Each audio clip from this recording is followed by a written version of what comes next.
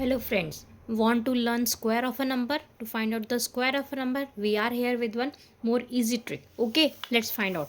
For example, we have to find out the square of a number 57.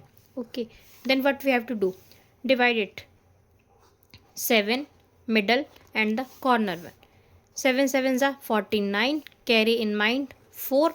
Multiply these two numbers. 5 multiply 7 is 35. Multiplying this 35 with this 2. 35 2s are 70. 70 plus 4 is 74. Keeping 7 again in mind. 5 5s are 25. 25 plus 7 is 32. And we will get this as the answer. 3249 is the square of 57.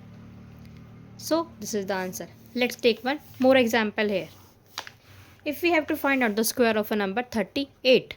38 the square is, let's divide it again in 3 parts. 8 8 is 64. 6 is the carry. Multiplying these two numbers. 3 8 is 24. Multiplying by 2.